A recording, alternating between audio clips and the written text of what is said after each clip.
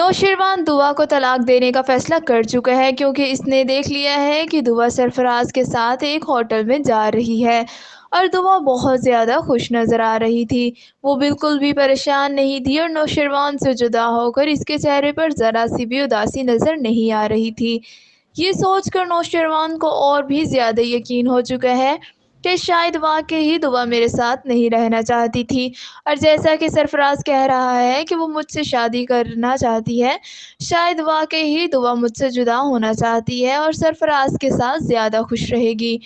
अब हार कर नौशरवान ने भी फैसला कर लिया है कि ऐसी बेवफा औरत को अपने साथ रखने का क्या फ़ायदा। लेकिन जाफ़र नौशरवान के फैसले से बिल्कुल भी खुश नहीं है। वो चाहता है कि साईं छोटी बीबी को तलाक ना दे क्योंकि छोटी बीबी बेवफा नहीं है।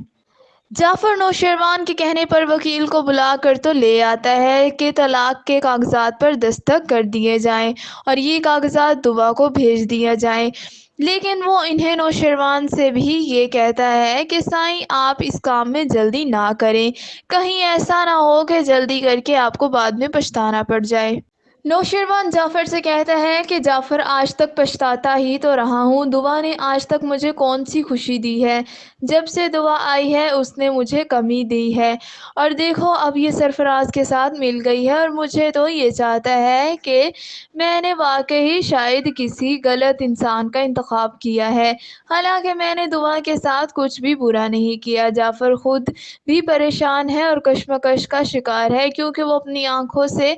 एक नहीं बल्कि 2-3 दफ़ा दुआ और सरफराज को मिलते हुए देख चुका है। दूसरी तरफ इसे ये भी लगता है कि शायद ये बड़ी बीबी का क्या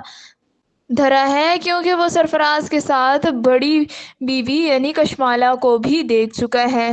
और शायद ये सब वही दोनों मिलकर खिचड़ी पका रहे हैं ताकि छोटी बीबी दुआ और नौशरवान को अलहदा कर सके। लेकिन जब से कशमाला ने सुना है कि नौशरवान दुआ को तलाक देने जा रहे हैं, इसकी तो खुशी की इंतहा ही नहीं रही और वो जाफ़र से ये भी कहती है कि जाफ़र जब मार्केट से वापस आओगे तो अपने साथ बहुत सारी मिठाई लेकर आना, मैं खुद अपने हाथों से बांटूंगी। लेकिन यहाँ कशमाला बहुत बड़ी बेवकूफ़ी कर रही है। इसे इस बात का पता नहीं कि दुआ को तलाक देने की खुशी में मैं खुश हो रही हूँ। और ये सब देखकर जाफ़र यानी नौशरवान का ख़ास मुलाज़िम क्या सोचेगा। अब जाफ़र ये सोचेगा कि जब से नौशरवान ने कशमाला बीबी से शादी की है तब से ही वो इसके साथ खुश थी, लेकिन साईं कभी भी इसके साथ खुश नहीं रहे। लेकिन दूसरी तरफ वो ये भी सोचेगा कि जब कशमाला बीबी की शादी ज़रावर से यानी नौशरवान के बड़े भाई से हुई थी तब तो कशमाला बीबी इतनी बिल्कुल भी ज़्यादा खुश नज़र नहीं आती थी। और ये भी सोचेगा कि कशमाला बीबी ने तो हमेशा ही नौशरवान को नुकसान पहुंचाने की कोशिश की है। हालांकि वो कई दफ़ा ये भी कोशिश कर चुकी हैं कि ना सिर्फ दुआ नौशरवान से तलाक ले ले बल्कि वो इतनी दूर चली जाए जहाँ से वो दोबारा उससे रब्ता ना कर सके। इसके लिए वो दुआ को जेल भी पहुंचा चुकी है। इसके अलावा वो उसे मारने की भी कोशिश कई दफ़ा कर चुकी है। कशमाला हर वक्त बन संवर कर नौशरवान के आगे पीछे घूमती रहती है, लेकिन नौशरवान ने कभी भी उसे एक नज़र नहीं देखा। दूसरी तरफ अम्मा साईं और अब्बा साईं की आंखों पर भी पट्टी बंधी हुई है और वो ये नहीं देख रहे कि कशमाला वाकई ही इनके ख़ानदान की दुश्मन है, बल्कि वो तो ये देख रहे हैं कि कशमाला इनके ख़ानदान से बहुत ज़्यादा मुखलिस है। इसके अलावा नौशरवान से भी ये कहते हैं कि अगर तुमने दुआ को तलाक देने का फ़ैसला कर ही लिया है तो इसे अपने दिलो दिमाग से भी बाहर कर दो और मान लो कि वो लड़की तुम्हारे लिए किसी तरह से भी ठीक नहीं थी। अब इसके अलावा अम्मा साईं ये भी कहती हैं कि इंसानों से गलतियां होती रहती हैं, लेकिन अपनी गलतियों से सीखना और इन्हें सुधारना चाहिए। इसके अलावा आने वाले एपिसोड में आप ये भी देखेंगे कि इस दफ़ा दुआ जब सरफराज से मिलती है तो दुआ फ़ोन लेकर इसमें से तमाम मैसेजेस और व्हाट्सएप वॉइस अपने मोबाइल में बड़ी होशियारी से कर लेती है और हिस्ट्री भी डिलीट कर देती है ताकि सरफराज को शक भी ना हो। दुआ जब सरफराज के फ़ोन से कशमाला का आखिरी मैसेज सुनती है तो इसके पाँव तले से जैसे ज़मीन ही निकल जाती है, क्योंकि सरफराज से कहती है कि हम बिल्कुल अपनी मंजिल के बहुत ज़्यादा करीब पहुंच चुके हैं, क्योंकि अब नौशरवान दुआ को तलाक देने वाला है। नौशरवान जाफ़र को भेजता है कि तलाक के कागज़ात तैयार करवा लाओ। اور اس کے علاوہ وکیل کو بھی بلوا لاؤ، اور جب یہ کام ہو جائے گا تو میں تمہیں تمہاری باقی کی رقم بھی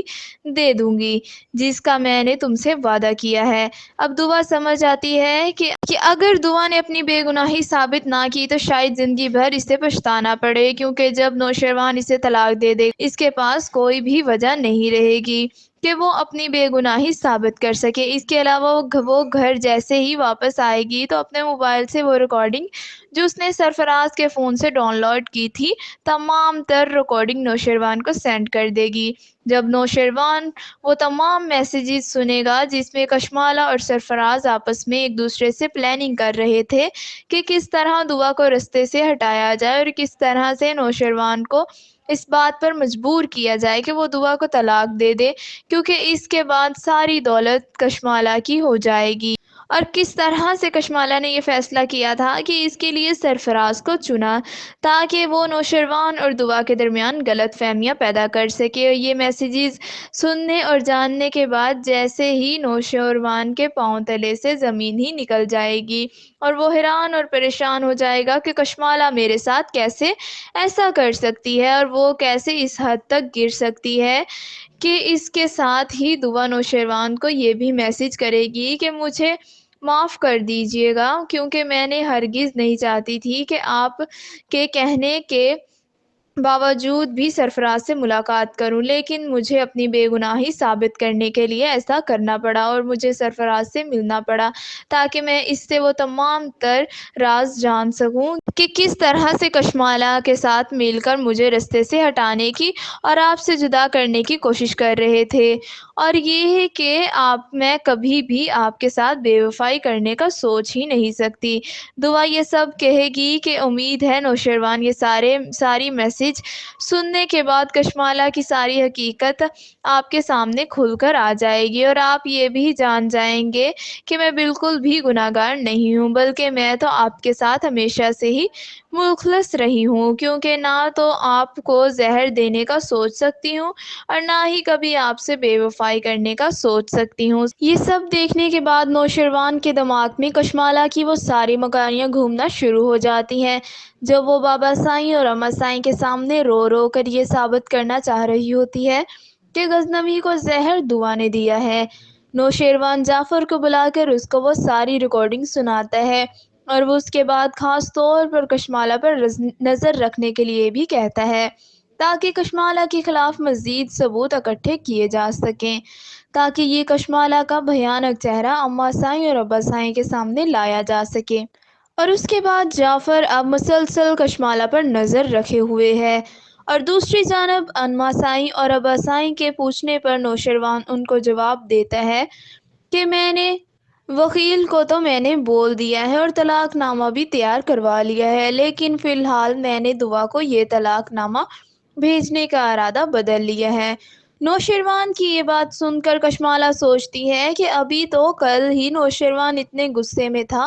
کہ فوراً سے دعا کو طلاق دینا چاہتا تھا، لیکن آج اس نے اپنا یہ ارادہ تبدیل کیسے کر لیا؟ وہ جعفر کو بلاتی ہے اور بولتی ہے کہ مجھے تو دال میں کچھ کالا لگ رہا ہے، لیکن جعفر اگر مجھے پتا چلا کہ اس میں تمہارا کوئی ہاتھ ہے تو یاد رکھنا میں تمہیں چھوڑوں گی نہیں۔ اور دوسری جانب ہم دیکھیں گے کہ سرفراز کی بہن سنبل کا اپنے سسرال میں جینا مشکل ہو گیا ہے، اس کے ساتھ وہی سب سلوک ہو رہا ہے جو فضا کے ساتھ اس کے گھر والے کرتے آئے تھے۔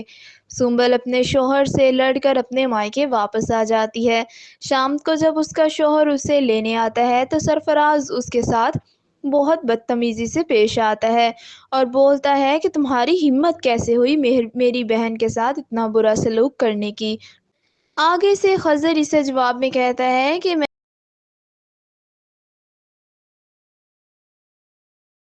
مزید اپڈیٹس جاننے کے لیے ہمارے چینل کو لائک، سبسکرائب اینڈ شیئر کریں۔